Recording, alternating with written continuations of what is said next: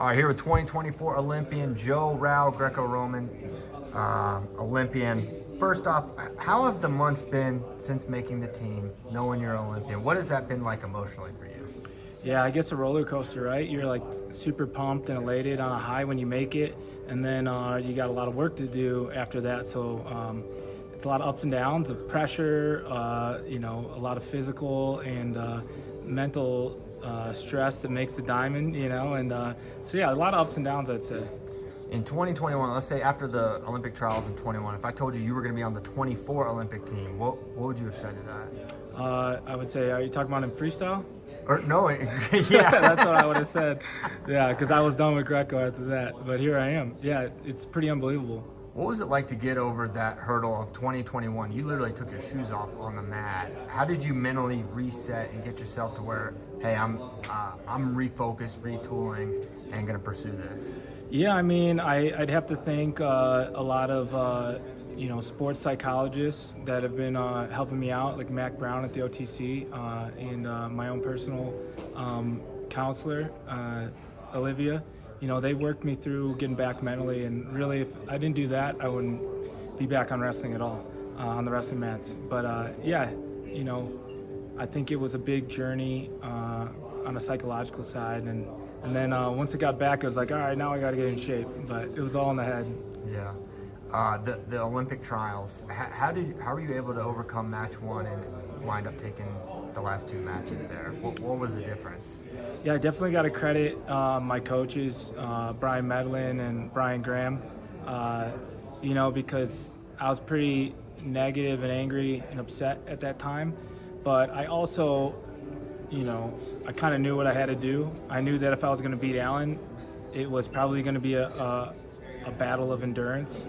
I think that the best 2 out of 3 definitely suits me more than it suits his style and his strength. So, I had to go back to the hotel and have some alone time, but also kind of just open up the positivity, because after that first match, I was pretty negative and angry and saying, here we go again at first, but pulled my head out of my butt, and I just came in like, let's have fun and let's go out swinging and make it a fight, win or lose. Like, do not go out like you're holding, feel like you're holding back. So that's kind of was the shift going into that second match. Yeah, you mentioned the maybe feeling like endurance and the gas tank was maybe on your side. Is that something you had felt training with Alan? How much experience do you have training and competing against Alan? I know you'd wrestled him before, but in the training situations. Yeah, I think you really see it. We saw it in his best 2 out of 3 matches with like Bronigal, and so like and maybe some other examples. So it was less in practice and stuff like that, instead of just like seeing when he has lost and been kind of upset, like how did it happen. It was kind of in a similar fashion. Gotcha. How would you describe your role on this Greco Olympic team? Yeah, it's kind of funny. I think I'm the oldest guy on the team, so maybe it's the grandpa. Okay. yeah. No, it's I know all of them pretty well now, and some of them I've known for years. Some of them, I just got to know this year, like Peyton. But try and be the older dude that can help people and to the best of my ability while still training myself. What's the camaraderie like amongst the Greco athletes? Pretty good, pretty supportive. Feels like we're kind of all in this together, and all of us kind of had a crazy ride to the Olympics. I think me, Peyton, and Kuhn were not like expected to win going into trials, so we all have that in common. And then Kamal, he has a great last chance qualifier, and then loses by a spot, and now he's in the Olympics. So we kind of have all of this kind of underdog, but also kind of like, because of that, I think we're all supportive and excited for each other. Yeah. What made you choose the Greco-Roman path? Yeah, so I was kind of already doing upper body moves and folk style growing up. I did a lot of bear hugs and headlocks and stuff like that, and it was always something discouraged, in my wrestling. Even if I beat somebody really good with an upper body move, like I feel like the American style in the 90s and the early 2000s was don't do headlocks, don't, that kind of thing. saw Rulon Gardner win the Olympics in 2000, and then I started looking more and more into it. Eventually found a club at Oak Park, and it's not only could you do those things, it was encouraged, and I started to succeed, and won Fargo there. So then that's where the opportunity started pouring into my wrestling, and so then kind of just leaned into it. And you made a freestyle national team as well, right? Did you do that? I was very close. I think Yeah. I took fourth. Okay, fourth. I think I took fourth, and then I took second in the open once, but then I didn't get to go to trials because I tore my knee. So I was knocking on the door.